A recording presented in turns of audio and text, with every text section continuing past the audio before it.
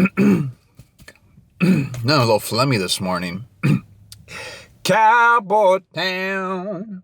So now that we've had our coffee, let's get into today's topic. I had a song I made a couple years ago. I want to say now 3 years ago that went viral. It got me, well, first of all, okay, I get it. When you say you have something that went viral, it's like, what does that even mean? Like, what are you talking about? Are you going to play the Oprah Winfrey show tomorrow? Like, what's up? You on SNL? You have a Grammy? It's like, no. By that, I just mean I had a song that I put it up on TikTok and it did extremely well. And I would say most of the streams, it's over 1 million streams now, but most of the play that it's gotten on all the platforms came from that. And when I first put it up, it was just like, it was almost a little bit stressful. It was just constantly notifications, constantly updating, numbers continuing to just go up. And so that's what I mean by viral. It just was a lot of activity out of my control, too much to keep up with. But what I really wanted to get into the meat of is how I messed that up. Basically, in a nutshell, if you don't want to sit for the whole story, I did not take advantage of the momentum, didn't really put it to use.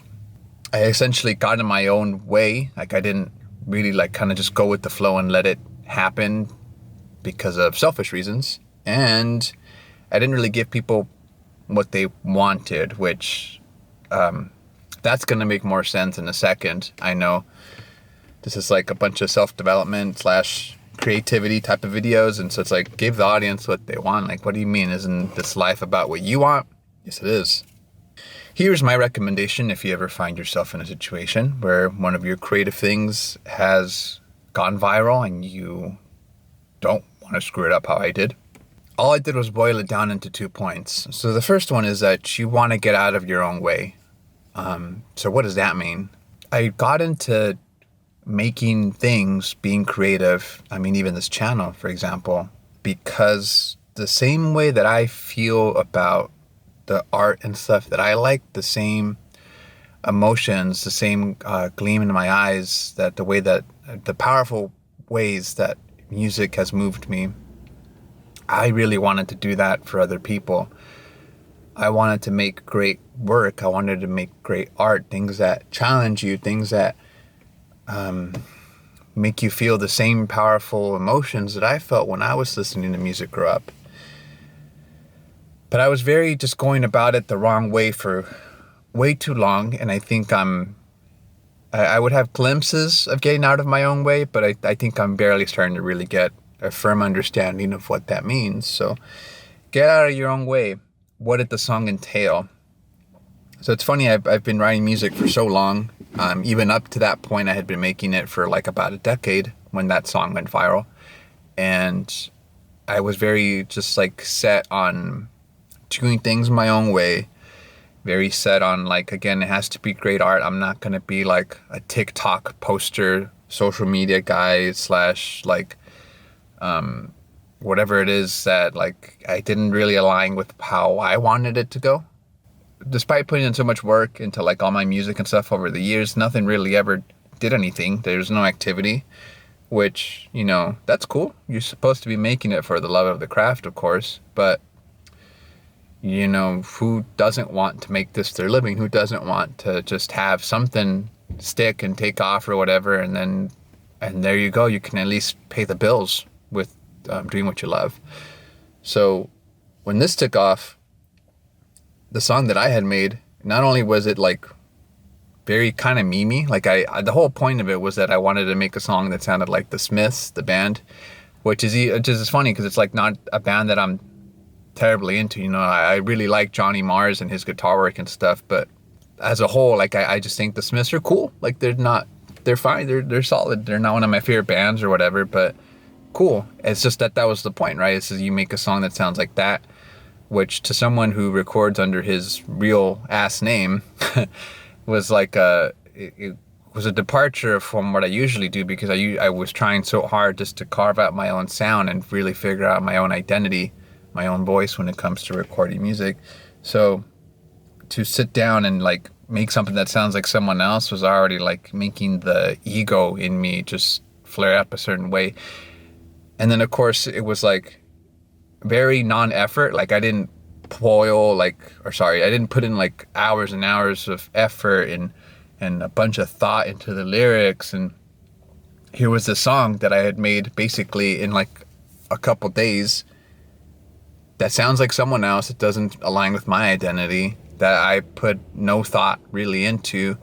And then that's finally the thing that takes off. And so I do remember being very appreciative of people. Like there was a lot of really great comments that I got and people telling me how much the song meant to them. And that kind of stuff was great. I really appreciated it. Even at the time, it was very like, I was touched. That's the thing that I wanted. That's like, to be able to move people with my music really did mean the world to me.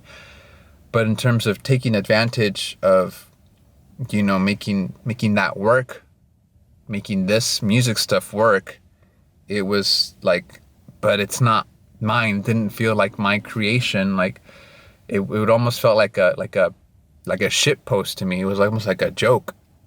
But here for some reason was this thing that was taking off, and it didn't really align with, again, I think it was just ego, and it didn't align with what I was like trying to like do, I suppose.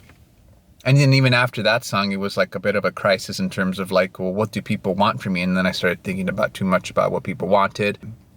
People wanted just more like, I guess, post-punk or like, I guess that type of sound, type of music. And I really wasn't feeling it, but I kind of succumbed to what I think audiences wanted. And I really did just make like some of, I think, my worst work as a result. And you trying to capture the, ride the wave, but for the entirely wrong reasons, you know? So I think that was like the first big mistake I made. Had I been in a better mindset, I think I would have just been totally cool with it. Work it to my advantage, milk it. It's cool. You can still do that kind of stuff. If you have something that takes off, you can still absolutely do that kind of stuff and still take yourself as seriously or as committed as you want to your craft. And you can even, for example, and this is going to be the second point, we'll get into it, you know, do both, where you have this thing that's taking off. Okay, cool.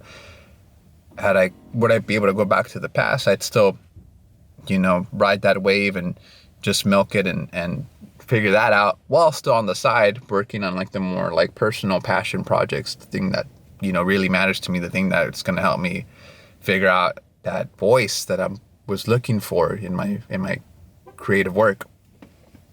So that was the first mistake I made. And I mean, could have been worse overall. I mean, I've still made just a decent chunk of change from just streaming and stuff alone, but it never really materialized into anything past that, anything that I could have used to just launch forward into where I'm supposed to be. The second mistake that I made in regards to that song was not giving people what they want. So that's probably like a little like, huh? What do you mean? You just blabbed about the exact opposite, basically. So what does that even mean? When I say give the people what they want, an audience, there's this I don't know who said it, but I want to say it was probably Rick Rubin, but I think he made a really good point where the audience, which is to say your audience, they don't even know what they want, really. But when you're making craft, something I didn't know about, you know, having an audience back then, was that the person they really care for and try to keep up with is you, the person. So I think I would try to hide behind my music, behind my craft.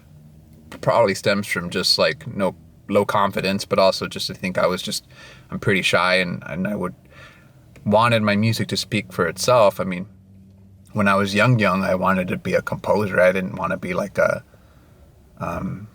like any sort of like front position role, but then I think I naturally grew into the person that is in charge of everything, the playing, the recording, the singing, etc. So the audience doesn't know what they want. So you have to kind of give it to them in a sense of like having that confidence to know exactly what to deliver. So nothing stopped me, again, from, I have this momentum, I have this wave with this song that's really having a lot of traction and stuff, and it's doing really excellent. How can I take advantage of that in order to pay the bills and figure that out? So, I think the casual people still will get what they want. I'm not going to have an ego about it. I'm not going to overthink it. I'm just going to go, like, any opportunity that, the universe pops into my head in regards to this song, I will take it. I will be humble about it, and I'll deliver. Conversely, as to where you want to go next with your craft, with your identity and your music, give the audience what they want. What they want to see is you as a person come out with what you think is going to be the fucking next dope thing, which is to say, instead of focusing on like, I'm going to make more music that I'm going to mess with, that I'm going to be really excited and proud about, something that I would listen to, and my audience, the people that are going to stick around, they're going to mess with it. They're going to be down with it too, because through exploring that, I get to give the audience what they want, in the sense of like the people that are committed, the people that are going to be there, if I've ever, they're going to be the ones that are like, oh damn, okay, I see what he's cooking, because I didn't focus on finding that next dope thing that like the universe was giving to me, the next like path way forward. Instead, it was so focused on career and money and opportunities. And there's this like saying that I got from Taoist teachings that I can't remember right now, but it boils down to like, you got to get out of your own way, because when the harder you try to brute force something, the harder you sit down and try to like desperately like just power through and get to the end, especially if it's like a place of desperation where you're like, I really want this and I really am just gonna like work. The more likely it is you'll either burn out or you won't get that thing at all. And so I didn't know, I think, the idea of just attracting the opportunities. And so by trying to brute force it and force it to work in my own way versus like, I think what the universe was showing me signs to head to, not only was I not taking advantage and giving people what they wanted in terms of like the song that went popular because of ego, because of my own preconceived notions, because of whatever reasons, but I also wasn't giving the audience that I was supposed to build what they wanted, because instead of like trying to figure out the next dope thing in addition to the first, like appealing to the first crowd, rather than find the next dope thing, I was just trying to like please everybody. And so it just, the momentum of the song just vanished eventually, and then the momentum of keeping things going never even really materialized, because I wasn't doing things that I even wanted to do, nor was I doing things from a position of like, this is dope. Instead, it was from a position of like trying to brute force it. I wasn't attracting, I think, neither the audience, the great ideas, the momentum, none of it. I wasn't attracting any of it. So slightly shorter video, I think, but those are my thoughts of when you have something go viral, avoid those two mistakes. Do not just get out of your own way is just the first mistake I would do. Don't have an ego, be humble, be grateful. You might be thankful, but just don't let things materialize in the way that they want to materialize, and you might find yourself pleasantly surprised. And then the second point, of course, is just give the audience what they want. What do they want? They want to see you, the dope person behind the craft, make the thing that's going to like blow you away. The next thing that's going to like, it makes you feel that same type of feeling that I was describing at the start, where I was very moved by all my favorite music growing up. Pursue the next great thing there, because that's, I think, where the people that really vibe with you are also going to, keep up with you. Because really, at the end of the day, people just want to listen to great music. You want to make great music. You want to listen to great music. People just want to like enjoy listening, enjoy creating. And it's, I think, kind of hard to sometimes stick to that when you have something blow up and you don't really know where to go, what to do. Every decision you're second guessing, and then that's never a healthy place to be in, because now you're trying to make decisions rooted in fear and desperation, and you won't attract anything good that way. You won't, I think, attract the way that the universe is trying to light up for you. So yeah, 2 quick mistakes. Don't do them. Don't do them, TikTok musicians. But talk to you guys in the next Journal of Quarters. I'm kind of happy that this one's a little bit more music oriented. See ya.